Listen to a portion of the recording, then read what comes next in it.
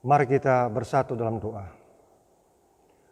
Damai sejahtera Allah yang melampaui segala akal, itulah yang memelihara hati dan pikiranmu di dalam Kristus Yesus Tuhan kita. Amin. Jemaat yang terkasih, kami dari Parhobas Distrik 28 Neboskat mengucapkan selamat hari Minggu untuk kita semua. Shalom. Horas Madihita. Firman Tuhan untuk kita pada Minggu Palmarum ini diambil dari kitab Injil Yohanes pasal 12 ayat 12 sampai ayat yang ke-19. Saya bacakan untuk kita, mari kita mendengarkannya. Yesus dielu-elukan di Yerusalem. Keesokan harinya, ketika orang banyak yang datang merayakan pesta mendengar bahwa Yesus sedang di tengah jalan menuju Yerusalem, mereka mengambil daun-daun palem dan pergi menyongsong dia sambil berseru-seru, Hosana, diberkatilah dia yang datang dalam nama Tuhan, Raja Israel. Yesus menemukan seekor keledai muda, lalu ia naik ke atasnya, seperti ada tertulis, jangan takut hai putri Sion, lihatlah rajamu datang. Duduk di atas seekor anak keledai. Mula-mula murid-murid Yesus tidak mengerti akan hal itu. Tetapi sesudah Yesus dimuliakan, teringatlah mereka bahwa nas itu mengenai dia dan bahwa mereka telah melakukannya juga untuk dia. Orang banyak yang bersama-sama dengan dia ketika ia memanggil Lazarus keluar dari kubur dan membangkitkannya dari antara orang mati, memberi kesaksian tentang dia. Sebab itu orang banyak itu pergi menyongsong dia karena mereka mendengar bahwa ia yang membuat mujizat itu. Maka kata orang-orang Farisi seorang kepada yang lain, kamu lihat sendiri bahwa kamu sama sekali tidak berhasil. Lihatlah, seluruh dunia datang mengikuti dia. Demikian firman Tuhan. Saudaraku, topik Minggu Palmarum saat ini yaitu sambutlah rajamu datang. Kalau kita melihat kisah konteks ini adalah kisah 5 hari sebelum perayaan puncak Paskah. Yesus datang ke Yerusalem. Di situ banyak orang-orang menyongsong menyambut dia. Dan Yesus dielu-elukan. Mengapa Yesus dielu-elukan? Dan dari mana orang-orang banyak datang untuk menghadiri perayaan Paskah? Saudaraku, Yesus dielu-elukan karena sejak ia lahir, remaja, dewasa, dan melayani, dia mengajar firman Tuhan. Dia menyembuhkan orang sakit. Dia mengusir roh-roh setan dan mengadakan mujizat-mujizat. Dalam konteks ini, mujizat yang terakhir yang Tuhan Yesus lakukan adalah membangkitkan orang mati, yaitu Lazarus. Di sini kita melihat, orang-orang banyak melihat semua pelayanan Tuhan Yesus adalah mata rantai kekuatan ada di dalam diri Yesus. Mereka tidak meragukan lagi kuasa yang dahsyat dari Tuhan Yesus. Itu sebabnya mereka mau merajakan Yesus sebagai Raja Israel. Di sini kita melihat bahwa kisah perikop ini semua berbondong-bondong datang dalam tradisi untuk merayakan Paskah. Sebelum perayaan Paskah, orang-orang Yahudi menyucikan diri. Kita melihat begitu banyak orang datang dari berbagai daerah, dari Galilea, Samaria, Yudea, dari manapun. Bahkan menurut William Barclay, ada 2.700.000 orang berdatangan ke Yerusalem. Di sini kita melihat, saudaraku, bahwa Tuhan benar-benar di dalam kekuatannya oleh karena apresiasi iman percaya orang-orang banyak. Itu sebabnya kita melihat bahwa orang-orang banyak sudah sangat menginginkan Yesus sebagai Mesias dalam hal ini. Saudaraku yang terkasih, ada 3 hal yang mau disampaikan Injil Yohanes dalam perikop ini. Yang pertama, Yesus adalah raja atas kehidupan. Buktinya Tuhan Yesus membangkitkan Lazarus dari kematian. Dia berkuasa atas kehidupan dan dia berkuasa untuk menghentikan kuasa kematian. Di sini kita melihat, menunjukkan bukti bahwa Yesus benar-benar sungguh-sungguh berkuasa atas kehidupan. Itu sebabnya Yesus mengatakan, "Akulah jalan, kebenaran, dan hidup. Barang siapa yang percaya kepadaku, ia akan hidup walaupun ia sudah mati." Ini jugalah yang membuat orang-orang banyak mengatakan Yesus adalah Raja Israel. Mereka mengharapkan Yesus sebagai Raja yang luar biasa mengatasi segala persoalan hidup. Yang kedua, Yesus sebagai Raja, yaitu sebagai Raja damai. Kita melihat di sini, Yesus adalah Raja keselamatan. Pertama, orang-orang banyak mengatakan, "Hosana, selamatkanlah kami." Kata Hosana berasal dari kata Hosa dan Na. Hosa artinya selamatkan. Na imperatif aktif, tolong. Tolong selamatkan kami. Itu juga yang dikatakan di dalam Mazmur 118 ayat yang ke-26. Di sana dikatakan, "Inilah hari yang dijadikan Tuhan, dan bersorak-sorailah, karena Dia adalah Tuhan.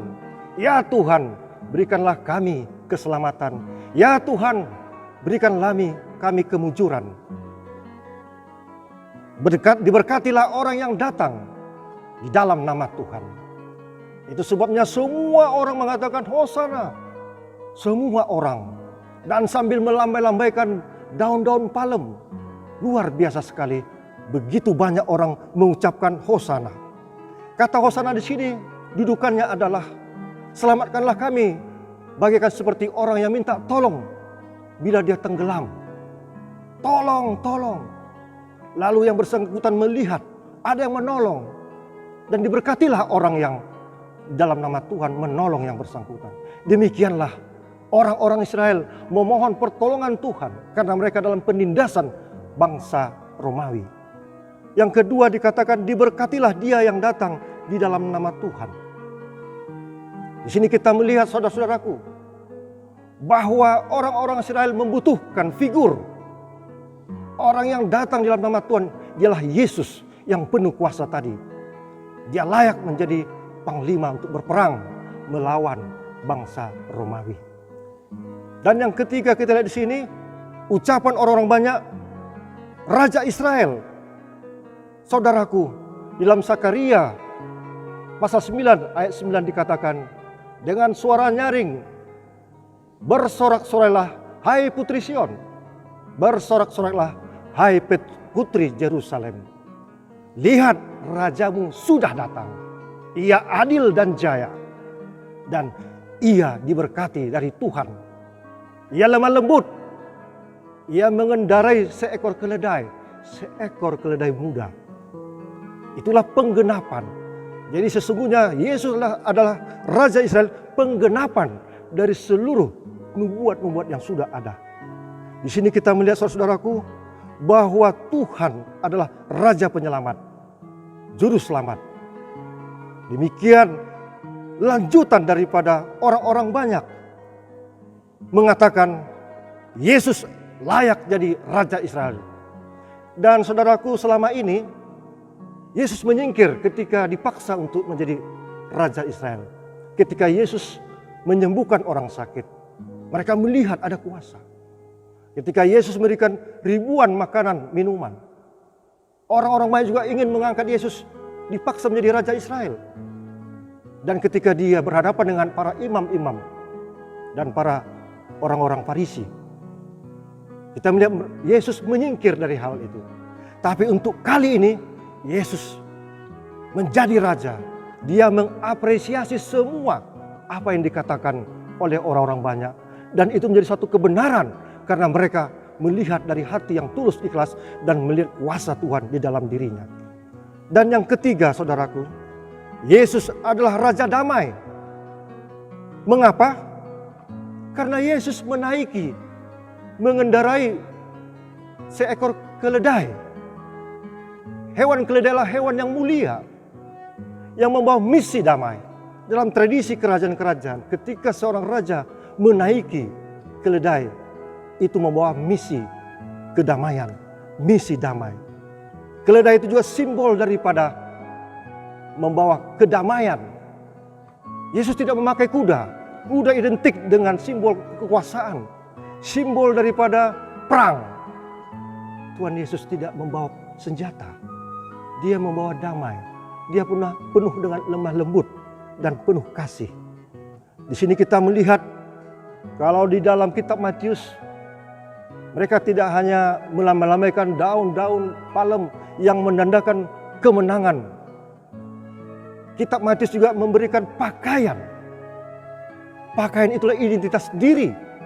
Mereka rela memberikan dirinya untuk mengikut Yesus. Itu suatu tanda, hai Raja Israel, masuklah dalam identitas diriku. Di dalam hati, pikiran, dan perjalanan hidupku. Bahkan lebih daripada itu, memberikan pakaian itu jugalah siap untuk mati. Jadi ikut di dalam peperangan yang dipimpin oleh Raja Israel. Namun saudaraku, orang-orang banyak mengatakan mereka menginginkan Mesias untuk mengalahkan musuh bangsa Israel, yaitu bangsa Romawi. Tetapi mereka tidak mengerti. Kalau pandangan Tuhan Yesus tidak seperti itu. Dia menjadi Raja Israel untuk mengalahkan dosa dan kematian.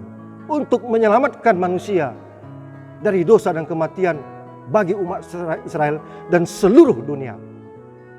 Itu sebabnya murid-murid Yesus tidak mengerti akan hal ini. Orang-orang banyak tidak mengerti akan cara pandang Yesus. Yesus datang sebagai Raja memasuki kota Yerusalem untuk menebus dosa manusia. Di sini kita melihat Yesus menerima perintah dari Bapanya untuk menyerahkan nyawanya menjadi tebusan bagi semua orang karena kegelapan dosa dan untuk menebus dari kematian. Saudaraku, kita melihat di sini bahwa Yesus mengendarai keledai, suatu tanda Yesus sudah siap untuk mengalahkan dosa dan kematian. Teriakan-teriakan Hosana tadi dari ribuan orang, dari jutaan orang, Yesus apresiasi dengan tulus dan ikhlas. Saudaraku yang terkasih, apa yang menjadi aplikasi yang mau kita ambil dari perikop firman ini? Menurut hemat saya, ada beberapa hal yang mau disampaikan.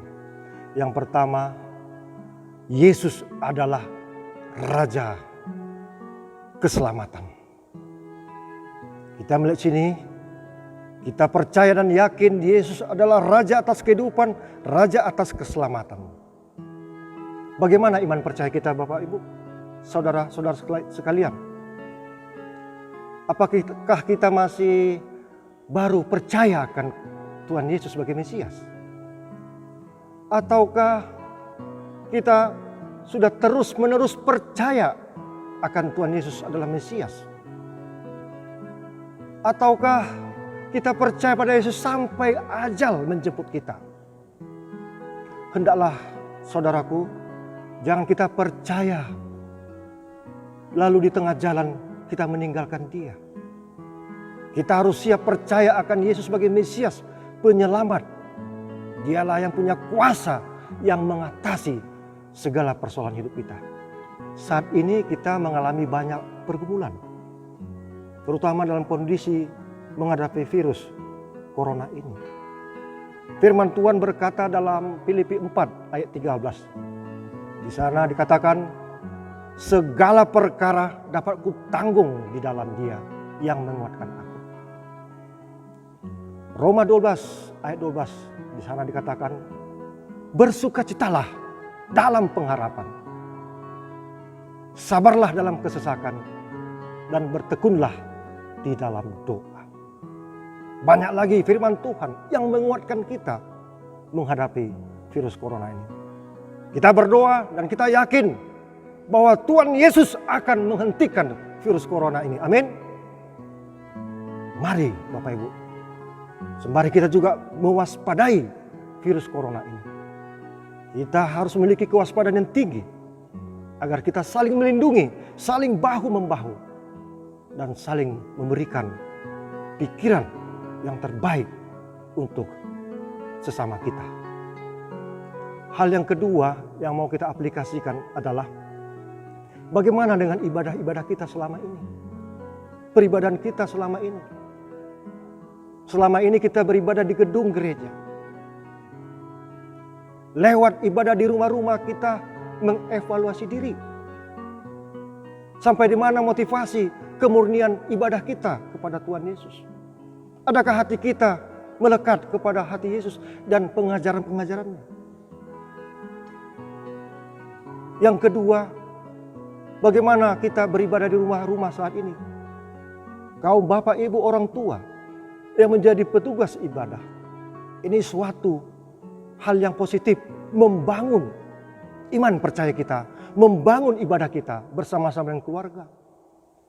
Di sini kesempatan bagi kita untuk beribadah dan menyembah Yesus, memuji Yesus dengan roh dan kebenaran.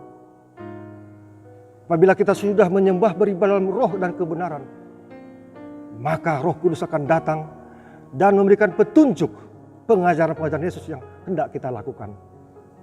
Saudaraku, dalam kondisi sebelum Paskah ini, hari Minggu, ataupun Jumat Agung ini, kita diajak Tuhan, mengingat Tuhan akan kaum lemah, kaum miskin. Firman Tuhan dalam Matius 25 ayat 40 dikatakan, lalu Raja itu berkata, segala sesuatu yang kamu lakukan untuk saudaraku yang paling hina ini, kamu telah melakukannya untuk aku. Konkretnya, mari saudaraku kita berikan kepedulian kepada jemaat kita, kepada orang-orang yang miskin.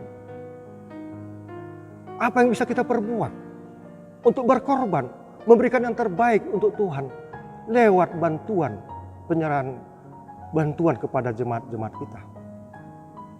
Kita melihat ucapan Yesus kepada Maria yang meminyaki kaki Tuhan Yesus dan tubuhnya.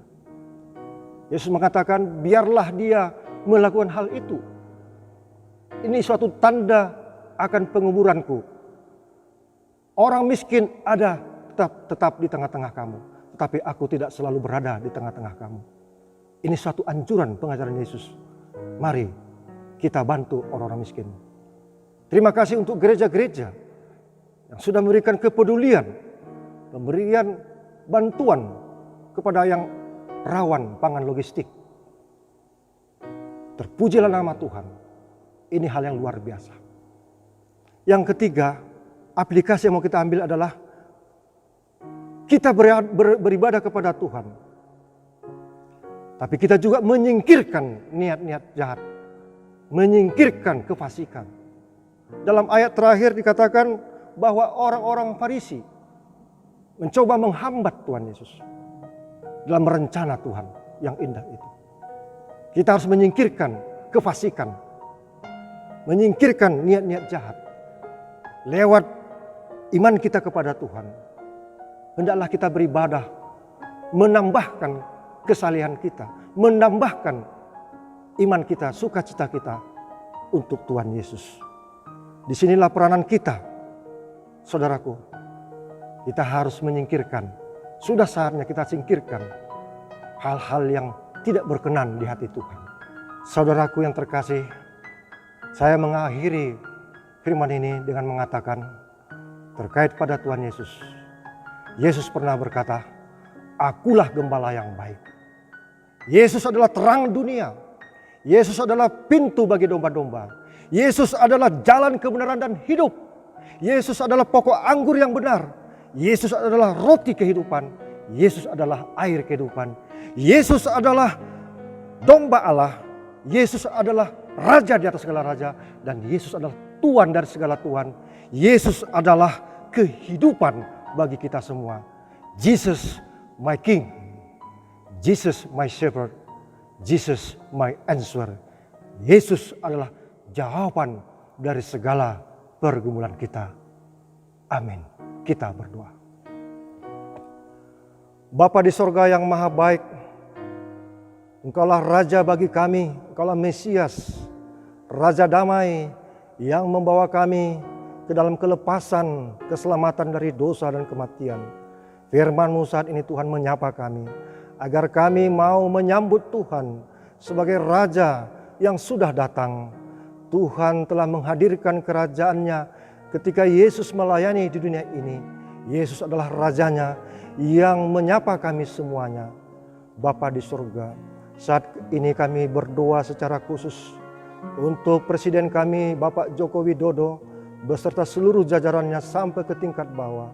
Bersama-sama Tuhan untuk mengatasi pergumulan kami saat ini, menghambat penyebaran dan menghentikan virus corona ini Tuhan.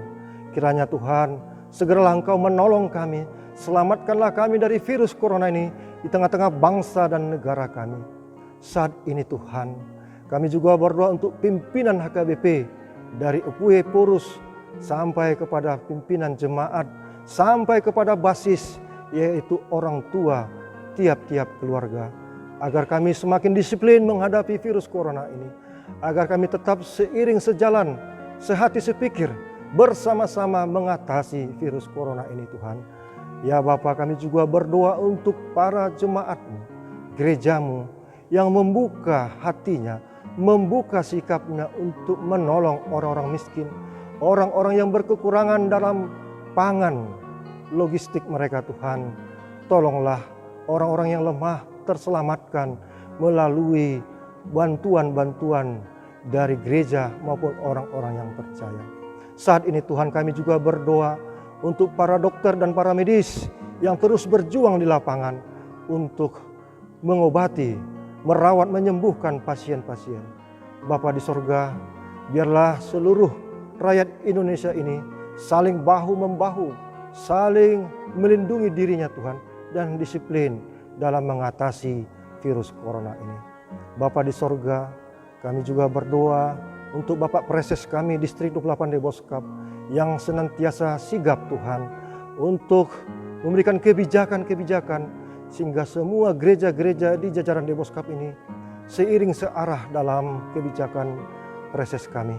Bapa di sorga, kami juga berdoa untuk hari Minggu yang akan datang, untuk tetap kami beribadah bersama-sama di tengah-tengah keluarga ini, keluarga kami masing-masing. Terima kasih Bapa, ampuni kami dari segala dosa dan kesalahan kami. Di dalam nama Tuhan Yesus Kristus, Sang Raja yang telah datang di tengah-tengah hati dan pikiran kami, dan di tengah-tengah kehidupan kami berdoa dan mengucap syukur. Amin. Marilah kita untuk bernyanyi dan mengucapkan persembahan.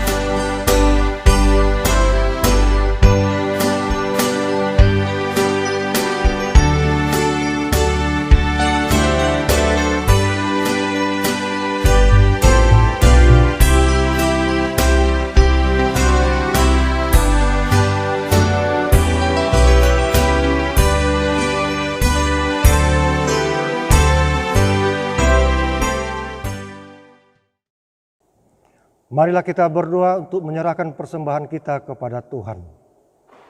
Ya Allah Bapa kami yang di sorga, Kami mengaku bahwa Tuhan adalah sumber dari segala karunia yang melimpah dalam kehidupan kami masing-masing. Sebahagian daripada karunia itu, kami serahkan kembali sebagai persembahan kepada Tuhan. Terimalah dan berkatilah persembahan umat-Mu ini, agar dapat kami pergunakan untuk pekerjaan dan pelayanan kerajaan Tuhan di dunia ini. Bukalah hati kami untuk mengenal betapa banyak berkat dan karunia yang kami peroleh dari Tuhan, supaya kami senantiasa bersyukur kepadamu di dalam nama Yesus Kristus Tuhan kami. Amin.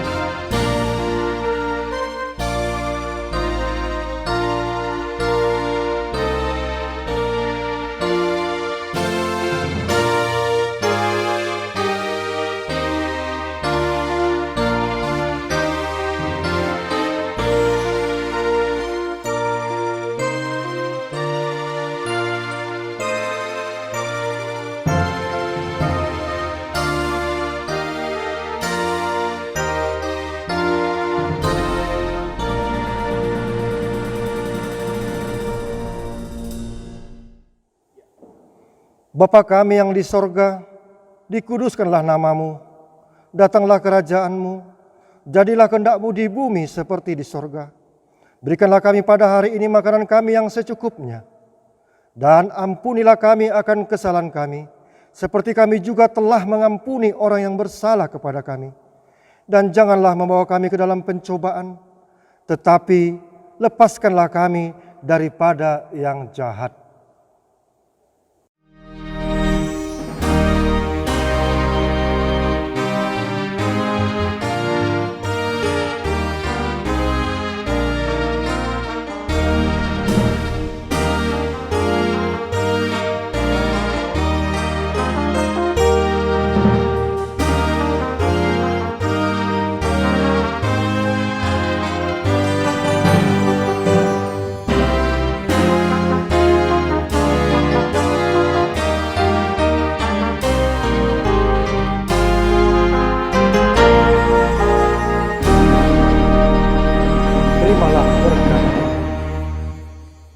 Tuhan memberkati engkau dan melindungi engkau. Tuhan menyinari wajah-Nya kepada engkau dan memberi engkau kasih karunia-Nya. Tuhan menghadapkan wajah-Nya kepada engkau dan memberi engkau damai sejahtera. Amin.